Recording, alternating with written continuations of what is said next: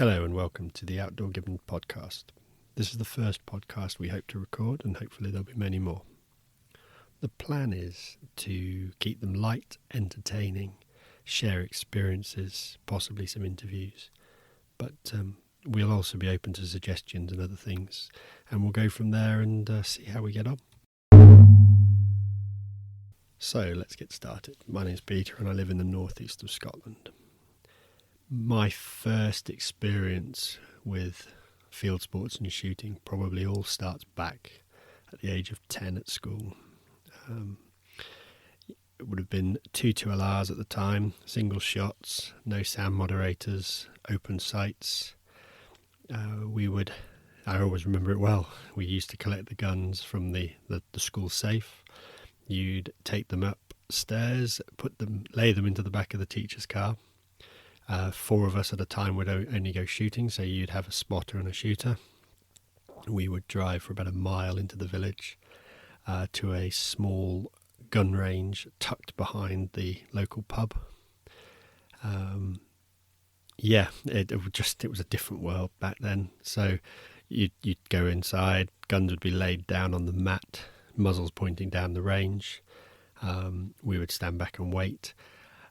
You'd all be given a small wooden block with 10 holes drilled in it, which were perfect holes for holding 10 rounds of 2.2 LR. We'd walk down the range, place out your target, come back, get yourself into a comfortable position, ear defenders on. Your person next to you would be your spotter, looking down the spotter scope, and you'd shoot your 10 rounds. Clear the range, go down, collect your target, come back, get it scored by the teacher. The next target would go up, do the same again. And highest scores, you won house points for the house. And that was probably my first real experience of a firearm and getting myself hooked on shooting. I loved it. It was absolutely brilliant. So time goes by, move school, secondary school, had the opportunity there to get involved with clay pigeons. For some reason, I didn't want to. I had other things that I wanted to do and experiences and stuff like that. I think technology, computers were coming into play, and that was it. I was kind of hooked on my electronics and stuff, so didn't really get on with the clay pigeon side of things, and it kind of stayed and went away and moved on to university. Probably didn't really get back into shooting until sort of my end of my time at university, when I think I bought a G10 repeater air pistol. Oh, it was great. It fired gat darts, it fired ball bearings. It wasn't really anything you were going to use for pest control or anything serious. It was more just a bit of fun. I then remember buying my first air rifle. It was a Springer, silver and black Commerta, a real twangy old 2.2 air rifle. Open sights to start with. Eventually got myself a telescopic sight on it. And that's where it really got hooked. I would be plinking away in the garden at all times, really enjoying it, and it was good fun. As time goes by and you get a bit more money, and my business was doing well, I finally bit the bullet and bought my first pre-charged pneumatic air rifle, BSA Super 10, short barrel, sound moderator. It had a cheap scope on it, 10-shot magazine. But again, it was something you could get out, and the accuracy was absolutely phenomenal. So I always remember it was the chap up the road. He had air rifles. He was a welder, so he'd fabricated his own aluminium stock for one of his air rifles, and it was. He was basically the person that got me into the pre-charged pneumatic, and then we started shooting and doing things. And he had a dive compressor, so he could recharge my buddy bottle on my gun, so I'd always pop up and see him. Eventually I bought myself a dive cylinder, making life easier, so I didn't have to always be running up the road to get a top-up and a charge. The pre-charge was a changing point. It was an accurate tool that you never really missed unless you had done something wrong, the user. The actual air rifle's accuracy was pellet on pellet. So from this point, it was an interest then that shotguns came back into play, and going and shooting clays. So applications went in for a shotgun certificate, and that was granted, and I went out and I bought a very old Bakel side-by-side with ejectors, but that was my first shotgun. I picked it up while we were down south down in Surrey. And yeah, went and did a clay day, got invited to some sim days, and that kind of got me hooked back in the shooting sports in that way. So that was the first real firearm that actually fired a powder charge rather than an air charge.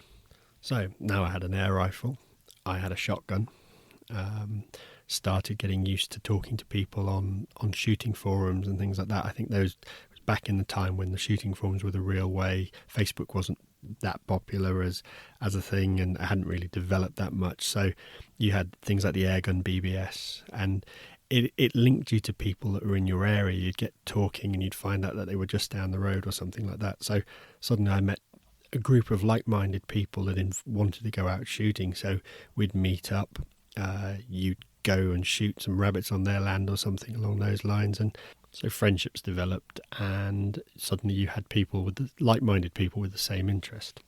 We also seemed to drink a lot of tea. I don't know what it was, but there was something about going out to shoot rabbits. It was always done under the cover of darkness with a lamp, but it would always end up with being sat back in somebody's car or somebody's little shooting hut or something like that, drinking tea, chatting rubbish.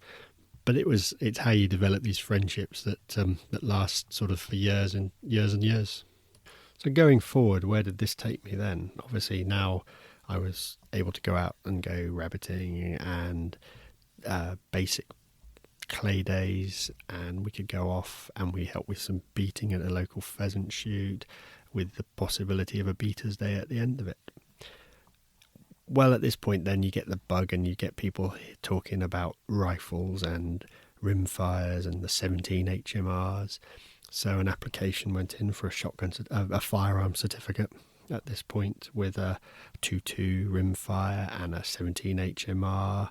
And I think I put in for a centerfire because I was going to be like, well, I'm going to go after foxes and possibly deer. This got granted. It was another shopping spree out, bought a CZ22 and a CZ17, and I think I then ended up with a Tikka 243, and that was it. I was set. I could do all of this. Now, the boys who I shot with mostly were only interested in using their 2.2s and the 17s and just going out for the rabbits at a bit further distance, because the air rifles, we could shoot lots of rabbits with air rifles, but it was all close range stuff. So now we could push out to the boundaries and we could get a rabbit at 80 yards. And I kind of had this bit of a bug that I wanted to get on, and I wanted to get into deer. I wanted to shoot some deer. So from this point, I had a 243, tuned it all up, got the right ammunition, and thought, right, I now need to go on and get myself sorted so that I can get into deer. So doing lots of research, asking questions, finding out from Basque, it was going to be, I wanted to go and do a Deer Stalking Certificate Level 1. Where was the best place to do it? Signed up with Basque, and then find out that just up the road from me, we've got Dave Streatham, Donington Deer Management. So phone Basque up, change it all around, end up going and sitting and doing my DSC1 with David Streatham at the Donington Deer Management Park. Possibly one of my most life-changing experiences. Sat there around the table, brilliant course, but you get to meet people. So I'll get chatting away, end up chatting to another guy doing it that goes shooting an island. From that, we develop a friendship, end up going off and chasing sika deer around Ireland for the next 10 years. It's strange how you have these brief encounters with people, but obviously it opens doors and things move on. I think in life, every meeting has a reason. So obviously my deer days got started by meeting the guys and going to Ireland. Then an opportunity came up for me with work to move to the northeast of Scotland. It took a few years to make that happen, but when we finally did, rocked up here, got involved with a couple of the local shoots. From there, with work, I got talking to people and managed to secure some stalking land. That kind of grew. Then I started up a pheasant syndicate, which ran for 12 months, and then the syndicate, there was disagreements in the syndicate. But out of that, I managed to get some more land that's developed, and we now run a small shoot on there. So this in turn ended up with me helping out on a rearing field, getting more experience about pheasants, etc. Eventually now, with my engineering skills, I've helped set up the incubators, the hatchery, all the plumbing, all the electrics up there, gas supplies out onto the rearing field, and that's just taken us sort of to the next level. So I now have more of an understanding of how a pheasant goes from an egg all the way through out to a game bird, which we're delivering a high quality bird to a high-end pheasant shoot. Deerland has kind of picked up because people know who I am. So now manage a couple of forestry blocks, 3 or 4 different owners, different blocks of forestry, keeping an eye on the deer populations and doing some management for those. This in turn has allowed me now to offer deer days to people, but it's more people that haven't shot, the novices that want to get involved in stalking, have a go, something different. So I can give back, because at the end of the day, a lot of my opportunities were right place, right time, meeting people and that experience. And I think the world changed where everybody's out to make monetary value out of things now.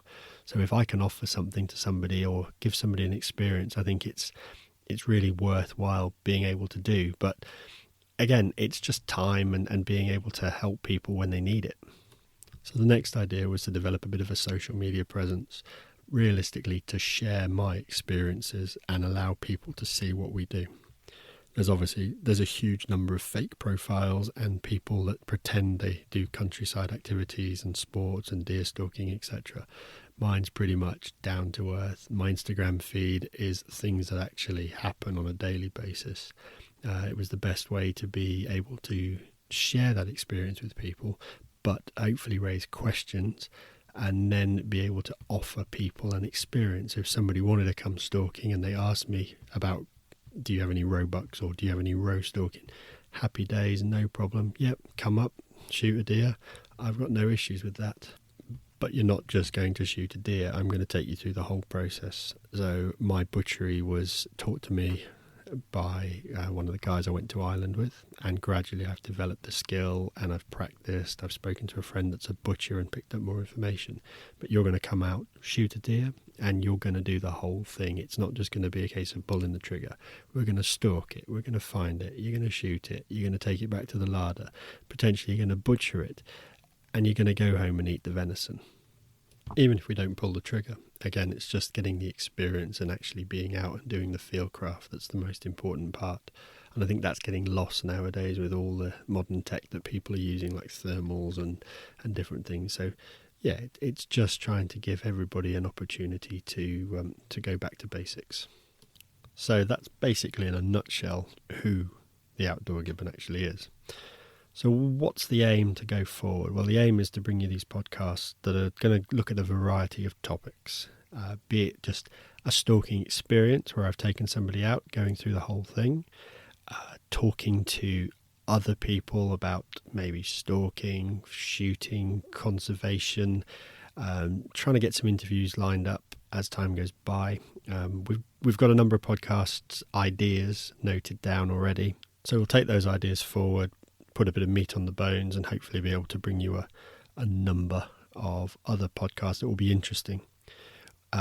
We hope to get information and feedback from you. Hopefully you'll enjoy what you're listening to and want more, and that way we can develop this and try and bring things that are relevant to field sports, etc., and see where we go. So we'll close this podcast and just say thank you very much for listening. It's a short podcast. I didn't want to bore you too much, but just give you a bit of an overview as to who I was and who you're going to be listening to in the future.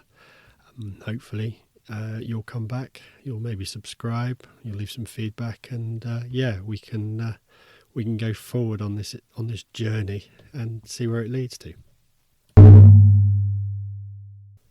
That was the first Outdoor Gibbon podcast. I hope to release my podcast every 2 weeks, but with work pressures and everything that's going on, it may well be 2, 3 or 4 weeks, but keep checking back and hopefully at some point there'll be another one for you to listen to. Thanks very much.